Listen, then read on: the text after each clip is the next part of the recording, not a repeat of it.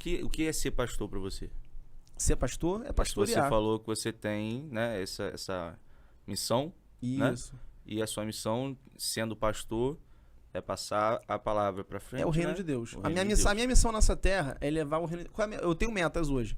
Minha meta esse ano 2022 é alcançar 500 pessoas com a palavra diretamente, transformando o coração delas de dentro para fora. Meta do ano 2023 é alcançar pelo menos 1.500 pessoas. Então esse ano são 500, ano que vem são 1.500 pessoas. Eu posso alcançar mais? Posso, mas a minha meta é alcançar 500. A pergunta que eu tenho é a seguinte. O que você acha, tá? Sua opinião sobre a monetização do evangelho, né? Primeiramente, são 3 perguntas dentro de um assunto só. Sobre a monetização do evangelho, o que você acha sobre isso, certo ou errado? Quem define, né, essa monetização e se ela tem algum limite, algum teto, né, para você, na sua opinião? Tá.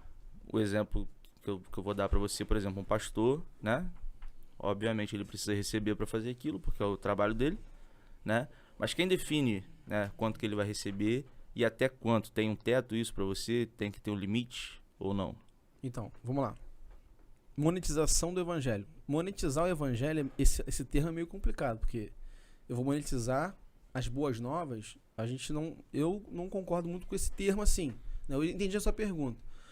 O que eu concordo é o seguinte, a pessoa pode ganhar dinheiro com conhecimento. Conhecimento é adquirido. Provérbios capítulo 3 vai falar assim, acha a sabedoria e adquire o conhecimento.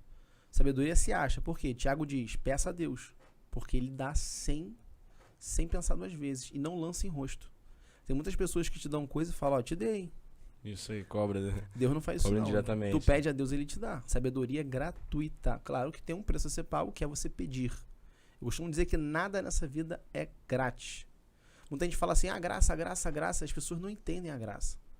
Por isso que há uma perseguição muito grande às vezes em cima de mim, por eu estar pregando fora do sistema. Porque a graça é tudo de graça. Não, Jesus pagou o preço. Ele morreu na cruz.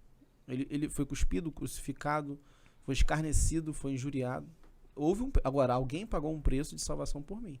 Só que se eu quiser botar 100 reais no meu bolso, como é que funciona? Vai cair do céu? Não, tem que trabalhar. E como é que a gente faz para ganhar dinheiro? Solucionando problemas. Simples. Quanto mais problemas eu soluciono, mais dinheiro eu ganho. Sim. Você é reconhecido pelo trabalho que você realizou, né? E pode ser curto prazo ou longo prazo, mas se eu solucionei um problema muito grande, de grande responsabilidade, o dinheiro vai ser maior. Se eu solucionei um problema menor, o dinheiro vai ser menor. É assim que funciona. Em relação ao que você perguntou, de monetizar o evangelho, eu acho errado a pessoa... eu vou fazer um evento numa cidade, pregar a palavra, aí eu cobro 50 reais a entrada. Eu acho isso errado. Porque se eu vou pregar a palavra, eu não posso cobrar para eu pregar a palavra. Agora, eu vou dar um curso, eu vou fazer uma imersão, que é o que eu faço. Eu tenho uma mentoria chamada PGF, que é Propósito Gerando Felicidade. Essa mentoria, eu uso princípios bíblicos, ok? E eu falo de alta produtividade cristã. Por que eu falo cristã? Porque eu sou cristão. Não é que eu estou vendendo o evangelho. Eu estou dando um curso de algo específico, a mentoria, envolvendo os princípios contidos na Bíblia. Eu não estou dizendo que para você ser salvo, você tem que me pagar. Sim. A salvação, você, por acaso, eu prego a salvação de graça.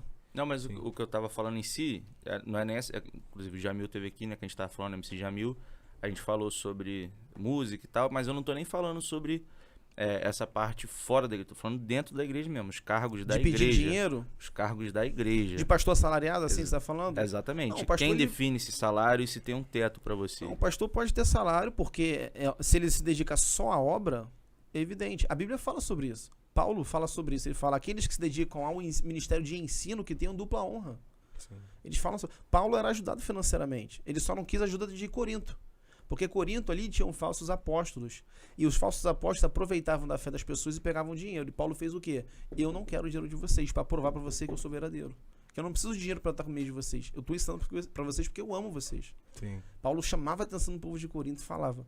Então, assim, mas Paulo recebia dinheiro de Tessalônica, de Colosso, do pessoal da Galácia. Ele recebia quantidade de dinheiro. Tanto é que ele falou para os filipenses. Filipenses ajudaram muito ele. E ele falou em Filipenses capítulo 4. Eu sei ter abundância, mas também sei não ter nada.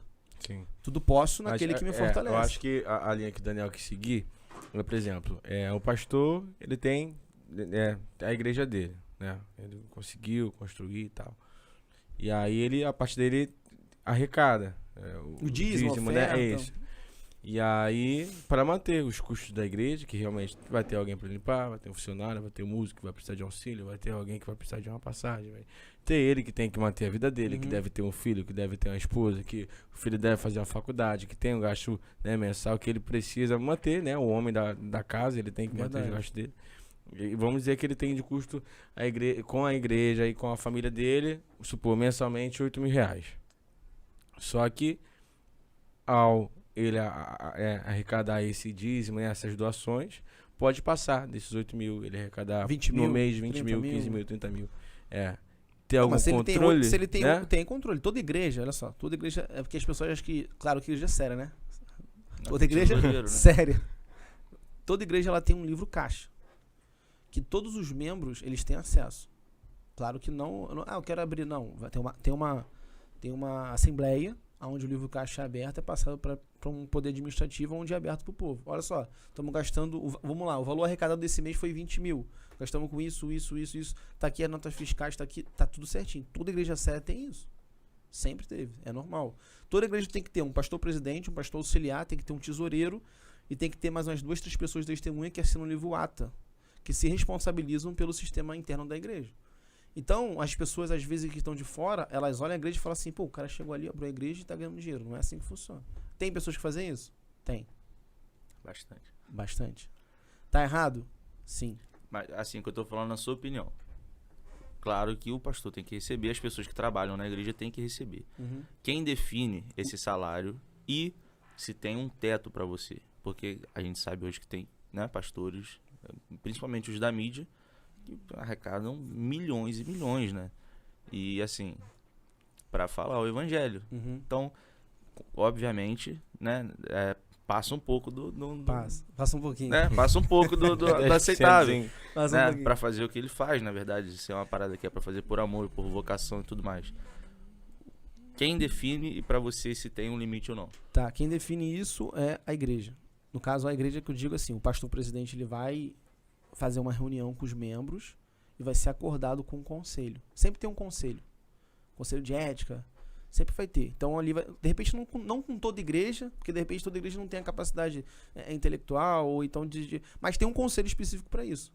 Se tem envolvido várias pessoas e tem 2, 3 errados, mas todo mundo não tá errado. Então sempre vai ter ali uma pessoa que vai direcionar o certo. Então existe um conselho que vai estabelecer um valor específico, como ele falou. Pastor, qual é o gasto dele mensal? O gasto dele mensal é R$6.000, com tudo.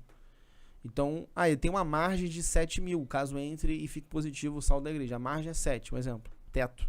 Então ele ganha de 6 a 7 mil por mês.